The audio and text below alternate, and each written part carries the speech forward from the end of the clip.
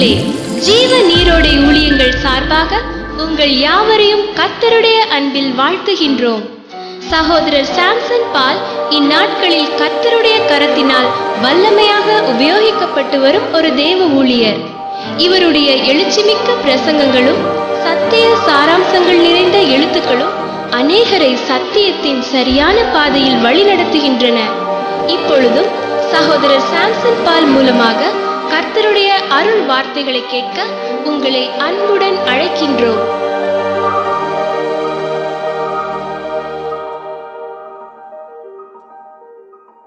ஆண்டவராகிய இயேசு கிறிஸ்துவின் நாமம் மகிமைப்படுவதாக. இந்த நிகழ்ச்சி வேளையிலே கர்த்தருடைய நாமத்தில் உங்களை வாழ்த்துதல் மிகவும் மகிழ்ச்சி அடைகின்றேன். கர்த்தர் உங்களை ஆசீர்வதிப்பாராக. இந்த நிகழ்ச்சிகள் ஆயிரக்கணக்கானோருக்கு ஆசீர்வாதமாக விளங்கி வருவதற்காக தேவனை நான் துதிக்கின்றேன். தொடர்ந்து இந்த ஊழியங்கள் அநேகருக்கு ஆசீர்வாதம் நடந்தே நீங்களும் ஜெபித்துக் கொள்ளுங்கள். கர்த்தர் உங்களோடு இருப்பாராக.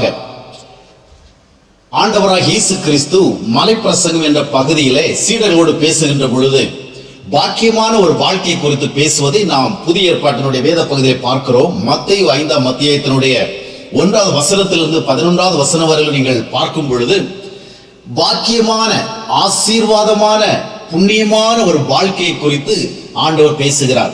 நிறைவு தருகிற ஒரு வாழ்க்கை குறித்து, மகிழ்ச்சியான ஒரு வாழ்க்கை குறித்து ஆண்டவர் பேசுகிறார். பொதுவாக ஆன்மீக வாழ்க்கையிலே, ஆவிக்குரிய வாழ்க்கையிலே, இறை நம்பிக்கை சார்ந்த வாழ்க்கையிலே, இறைவனை தேடுகின்ற ஒரு அனுபவத்திலே நம்முடைய எதிர்பார்ப்பு முக்கியமாக நம்முடைய வாழ்க்கை ஆசீர்வாதமாக இருக்க வேண்டும், நம்முடைய வாழ்க்கை பாக்கியமானதாக இருக்க வேண்டும். இந்த எதிர்பார்ப்பை நாம் வைத்திருக்கிறோம். இது நியாயமான ஒரு எதிர்பார்ப்பு. தேவனும் நாம் ஆசீர்வதிக்கப்படுவதையே விரும்புகிறார். எண்ணாகும் 24ஆம் அத்தியாயத்தினுடைய முதல் வசனத்தை நாம் வாசித்து பார்க்கும் பொழுது இஸ்ரவேலை ஆசீர்வதிப்பதுதான் தேவனுக்கு பிரியம் என்று சொல்லப்பட்டதை பார்க்க முடியும். ஆபிரகாம் என்ற ஒரு மனிதனை தேவன் அழைத்த பொழுது அவருக்கு சொன்னது என்னவென்று சொன்னால், நான் உன்னை ஆசீர்வதிக்கவே ஆசீர்வதிப்பேன், உன்னை ஆசீர்வாதமாக மாற்றுவேன். ஆக தேவனும் நம்மை ஆசீர்வதிப்பதிலேயே அதிக விருப்பமுடையவராக இருக்கின்றார். எனவே இந்த ஆசீர்வாதமான ஒரு வாழ்க்கையை குறித்து நாம் சரியாக சிந்தித்து பார்க்க வேண்டியது நமக்கு மிகவும் அவசியமாக இருக்கின்றது. ஆசீர்வதிக்கப்பட்ட ஒரு வாழ்க்கை குறித்து ஆண்டவர் பேசுகிறார். ஆனால் பல நேரங்களிலே இந்த ஆசீர்வதிக்கப்பட்ட ஒரு வாழ்க்கையை விரும்புகின்ற நாம் அதை அடைவதற்கு தேவையாக காட்டப்படுகிற வழிகளை குறித்து அவ்வளவு கவனம் செலுத்தாமல் போய்விடுகிறோம். அநேகர் நாம் என்ன நினைக்கிறோம் என்று சொன்னால், தேவன் நம்மை ஆசீர்வதிக்க விரும்புகிறார் அல்லவா, அந்த ஆசீர்வாதத்தை பெறுவதற்கு நாம் பிரார்த்தனைகள் செய்வோம், உபவாசங்கள் மேற்கொள்வோம், தேவ மனிதர்களுடைய ஜெபங்களுக்காக நாம் கேட்போம், அப்பொழுது நம்முடைய வாழ்க்கை ஆசீர்வாதமாக மாறும் என்று எண்ணுகிறோம். இன்னும் சில ஆசீர்வாதங்களை பெறுவதற்காக தேவனுக்கு சில பொருத்தனைகளை செய்வார்கள். இவ்விதமாக எனக்கு ஒரு ஆசீர்வாதத்தை தந்தால் நான் உமக்கு இவ்விதமாக சில காரியங்களை செய்வேன் என்று அவர்கள் கூறுவார்கள். ஆனால் ஆசீர்வாதங்களை குறித்து வேதம் என்ன சொல்லுகிறது என்று பார்க்கும் பொழுது ஆண்டவராக இயேசு கிறிஸ்து பேசுகிறார் பாருங்கள். ஆசீர்வாதமான வாழ்க்கை குறித்து, பாக்கியமான வாழ்க்கை குறித்து அங்கே சொல்லுகின்ற பொழுது அவர் சொல்கிறார், ஆவியில் எளிமை உள்ளவர்கள் பாக்கியவான்கள், துயரப்படுகிறவர்கள் பாக்கியவான்கள், சாந்த குணம் உள்ளவர்கள் பாக்கியவான்கள், இரக்கம் செய்கிறவர்கள் பாக்கியவான்கள், இருதயத்தில் சுத்தம் உள்ளவர்கள் பாக்கியவான்கள், நீதி நிமித்தம் பசிதாகம் உடையவர்கள் பாக்கியவான்கள், நீதி நிமித்தம் துன்பப்படுகிறவர்கள் பாக்கியவான்கள், சமாதானம் செய்கிறவர்கள் பாக்கியவான்கள். பாருங்கள், இங்கே ஆண்டவர் ஒரு சிலரை ஆசீர்வதிக்கப்பட்டவர்களாக பாக்கியவான்களாக காட்டுகிறார். ஆக யார் ஆசீர்வதிக்கப்பட்டவர்கள், யார் பாக்கியவான்கள் என்பதை அங்கே தெளிவுபடுத்துகிறார். அவர்கள் யார் என்று பார்க்கும் பொழுது சாந்த குணமுடையவர்கள், இருதயத்திலே எளிமையானவர்கள், இரக்க குணமுடையவர்கள், இன்னும் சமாதானம் செய்கிறவர்கள், இருதயத்திலே சுத்தம் உள்ளவர்கள். ஆக இவ்விதமான குணாதிசயங்களை உடையவர்கள் தான் பாக்கியவான்கள், ஆசீர்வதிக்கப்பட்டவர் என்று ஆண்டவர் சொல்கிறார். அதிலிருந்து நமக்கு சொல்லப்படுகிற உண்மை என்னவென்று சொன்னால், ஆசீர்வாதமான ஒரு வாழ்க்கையை தேவனிடத்திலிருந்து நான் பெற விரும்புகின்ற பொழுது அந்த ஆசீர்வதிக்கப்பட்ட ஒரு வாழ்க்கையை தேவன் எப்படி தருகிறார்? நாம் ஒரு பிரார்த்தனையை செய்தவுடன், உபவாசத்தை மேற்கொண்டவுடன், தேவ மனிதர்களை நாடி நாம் ஜெபித்தவுடன் பரலோகத்திலிருந்து நமக்கு தேவையான எல்லா ஆசீர்வாதங்களும் வந்து விடுவதில்லை. நம்முடைய வாழ்க்கையை ஆசீர்வாதமாக தேவன் மாற்ற விரும்புகிற பொழுது முதலாவது என்ன செய்கிறார் என்றால், நம்முடைய இருதயத்தை ஆசீர்வதிக்கப்படுவதற்கு ஏதுவாக மாற்றுகின்றார். தேவனுடைய ஆசீர்வாதங்களை பெற்றுக்கொள்வது கேட்ட விதமாக நம்முடைய இருதயத்தை மாற்றுகிறார். நம்முடைய இருதயத்தை தேவன் தம்முடைய விருப்பப்படி மாற்றாமல் நாம் விரும்புகிறபடியாக நம்மை ஆசீர்வதிக்க முடியாது. ஏனென்றால் ஆசீர்வாதங்களை நாம் அனுபவிக்க வேண்டும் என்றால் அதற்கேற்ற ஒரு இருதயம் வேண்டும் என்பதை தேவன் அறிந்திருக்கின்றார். எனவேதான் பழைய ஏற்பாட்டில் பார்க்கும் பொழுது நான் உங்களுக்கு ஒரு புதிய இருதயத்தை தருவேன் என்று ஆண்டவர் சொல்கிறார். அருமையானவர்களே, ஜெபங்கள் மூலமாக வல்லமையான காரியங்கள் நடப்பது உண்மை, உபவாசங்கள் மூலமாக தேவனுடைய இரக்கத்தை நாம் பெறுவது உண்மை. அதே வேளையிலே இவைகள் மூலமாக மட்டும் நாம் ஆசீர்வாதத்தை பெற்றுவிட முடியாது. நம்முடைய இருதயத்தை பாக்கியமான ஒன்றாக, ஆசீர்வதிக்கப்பட்ட ஒன்றாக மாற்றுவதற்கு ஆண்டவரை அனுமதிக்க வேண்டும். இங்கே ஆண்டவர் என்ன சொல்கிறார்? சில குணாதிசயங்கள் இருதயங்களிலே உருவாகிற பொழுது அதனுடைய விளைவாகத்தான் ஆசீர்வாதங்கள் வருகிறது. எனக்கு சாந்த குணம் இல்லை என்றால், பொறுமை இல்லை என்றால், இரக்கம் இல்லை என்றால், இதயத்தில் தாழ்மை இல்லை என்றால், எனக்கு நான் என்னுடைய தவறுகளுக்காக துயரப்படுகிற ஒரு மனநிலை இல்லை என்றால், மற்றவர்களோடு சமாதானமாக வாழ வேண்டும் என்ற பண்பு நிலை இல்லை என்றால், என்னுடைய இருதயத்தில் சுத்தமான ஒரு நிலை இல்லை என்றால் நான் பாக்கியவானாக மாற முடியாது என்பதை ஆண்டவர் மறைமுகமாக சொல்லுகிறார். எனவே ஆசீர்வதிக்கப்பட்ட ஒரு வாழ்க்கையை தேடுகின்ற நாம், பாக்கியமான ஒரு வாழ்க்கையை தேடுகின்ற நாம், அதை தேவன் எப்படி செயல்படுத்துகிறார் என்பதை புரிந்து கொண்டு அதற்காக நம்மை ஒப்பு கொடுக்க வேண்டும். முதலாவதாக நம்முடைய இருதயத்தை ஆண்டவருக்கு ஒப்பு கொடுக்க வேண்டும். வாழ்க்கையில சில நன்மைகளை பெறுவதே ஆசீர்வாதம் என எண்ணிவிடக் கூடாது. சில உதவிகளை பெற்றுக் கொள்வதையே நாம் ஆசீர்வாதம் என்று எண்ணிவிடக் கூடாது. ஆண்டவர் நம்முடைய வாழ்க்கையை மாற்றி அமைத்துத்தான், நம்முடைய இருதயத்தை சீர்திருத்தித்தான் நம்மை ஆசீர்வதிக்கிறார். காரணம் என்னவென்றால், ஒரு நல்ல இருதயம் இல்லை என்றால் நம்மால் ஆசீர்வாதங்களை அனுபவிக்க முடியாது. பாருங்கள், நம்முடைய சரீர நிலை சரியாக இல்லை என்றால், நம்முடைய வயிறு சரியாக இயங்கவில்லை என்றால், எவ்வளவுதான் நல்ல உணவுப் பொருட்கள் நமக்கு இருந்தாலும் கூட, எவ்வளவுதான் சுவை மிகுந்த பலகாரங்கள் நமக்கு இருந்தாலும் கூட அவைகளை நாம் ருசிக்க முடியாது. முதலாவது நமக்கு ஒரு நல்ல சரீர சுகநிலை வேண்டும், நல்ல ஒரு வயிறு சரியாக இயங்குற நிலை வேண்டும். இல்லை என்றால் நமக்கு எவ்வளவு உணவுப் பொருட்கள் இருந்தாலும் அதை நாம் அனுபவிக்க முடியாது. அது போலவே ஆண்டவரும் நம்முடைய வாழ்க்கையில முதலாவது ஒரு நல்ல இருதயம் வேண்டும் என்று சொல்கிறார். முதலாவதாக நம்முடைய இருதயம் எப்படி இருக்கிறது என்பதை ஆண்டவர் சொல்லுகின்றார். மார்க் 7ஆம் அத்தியாயத்தினுடைய 21வது வசனத்தை நீங்கள் வாசித்து பார்க்கும் பொழுது அங்கே நாம் பார்க்கிறோம், மனிதனுடைய இருதயமானது பலவிதமான சீர்கேடுகள் நிறைந்ததாக இருக்கிறது, பலவிதமான குணாதிசய குறைவுகள் நிறைந்ததாக இருக்கிறது. மனிதனுடைய இருதயம் பொல்லாத சிந்தனைகளினாலும், விபச்சாரங்களினாலும், வேசித்தனங்களினாலும், களவுகளினாலும், கபடுகளினாலும், காம விகாரங்களினாலும், வன்கணினாலும், தூஷணத்தினாலும், பொருளாசையினாலும், மதியீட்டினாலும், இன்னும் இது போன்ற ஏராளமான பண்பு நிலை குறைவுகளோடு நிறைந்திருக்கிறது. எனவேதான் இன்றைய சமுதாயம் சீர்கெட்டு கிடக்கிறது. எங்கு பார்த்தாலும் ஒழுக்க குறைவுகள், எங்கு பார்த்தாலும் குணநிலை கோளாறுகள், எங்கு நாம் சென்றால் உண்மையை காண முடியவில்லை, நீதியை காண முடியவில்லை. காரணம் என்னவென்றால், மனிதன் முகத்தில் எவ்வளவு அழகாக தோன்றுகிறான் என்பதல்ல, அவனுடைய இருதயத்தில் எப்படிப்பட்டவனாக இருக்கிறான் என்பது முக்கியமானது. சிலர் வெளி தோற்றத்துக்கு நன்றாக இருப்பார்கள், யாரையும் எளிதாக கவர்கின்ற அளவிற்கு நல்ல ஒரு தோற்றத்தை அவர்களால் உருவாக்க முடியும். ஆனால் அவர்களுடைய வாழ்க்கையை கவனித்து பார்க்கும் பொழுது அசுத்தம், அருவருப்பு, ஆகாத விதமான வாழ்க்கையில். காரணம் என்னவென்றால், அவருடைய இருதயமானது அருவருப்பாக இருக்கிறது, சீர்திருத்தமற்றதாக இருக்கிறது. எனவேதான் இப்படிப்பட்ட ஒரு மனிதனை தேவன் ஆசீர்வதிக்க விரும்புகிற பொழுது ஆசீர்வாதங்களை அப்படியே கொடுத்து விடுவதில்லை.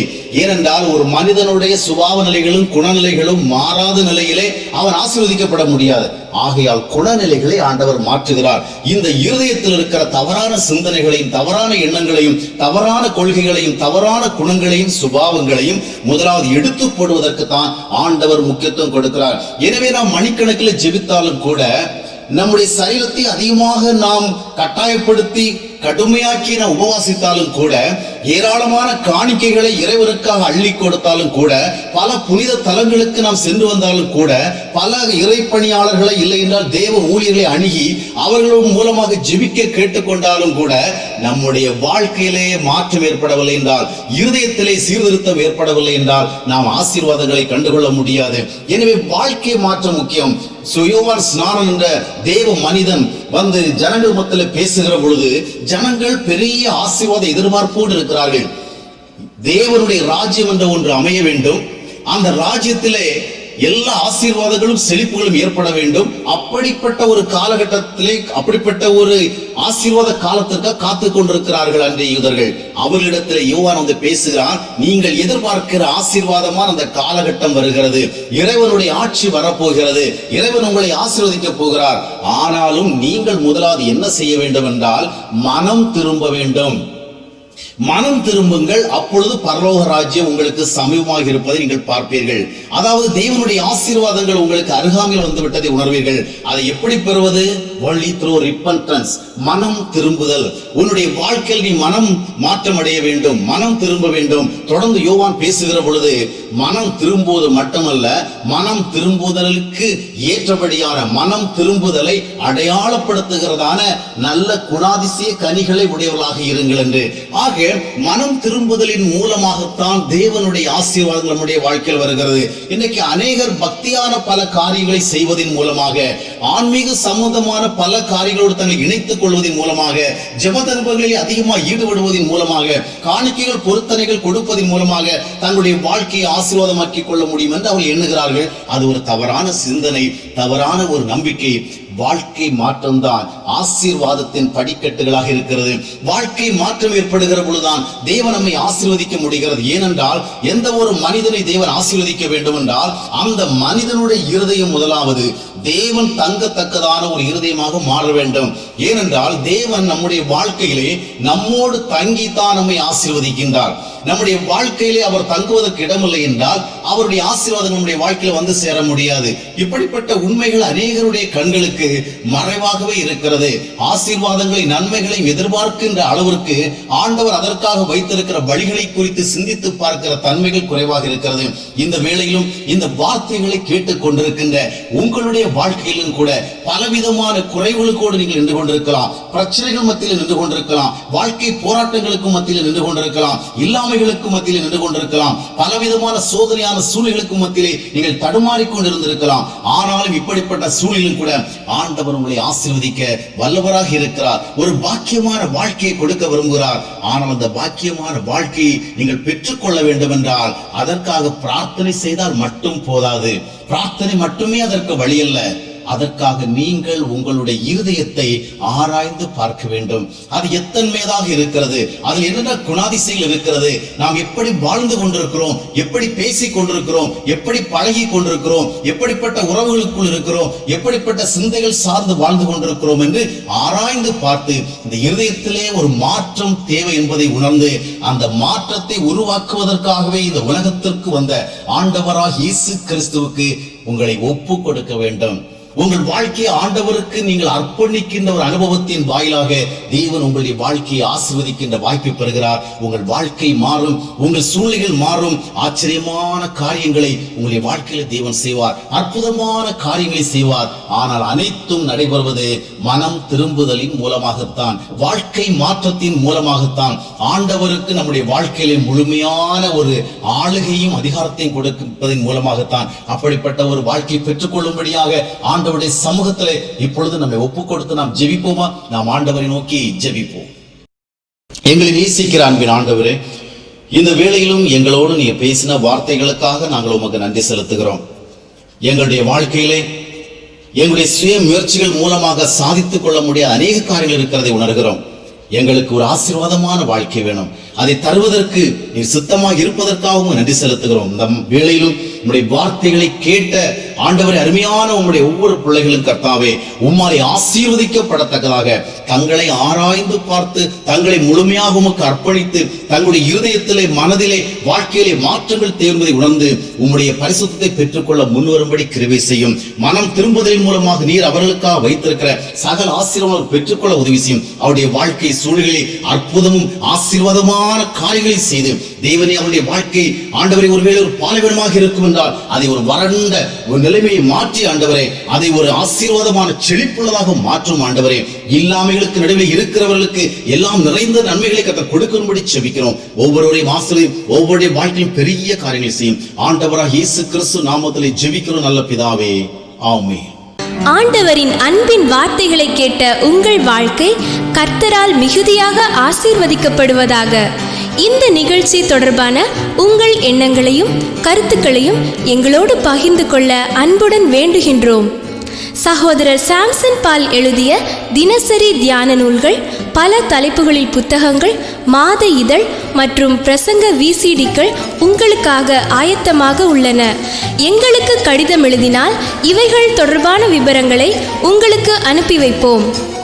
தொடர்பு கொள்ள வேண்டிய முகவரி: சகோதரர் சாம்சன் பால், 126 முத்தையா முதலியார் வீதி, பாண்டிச்சேரி 605003, இந்தியா.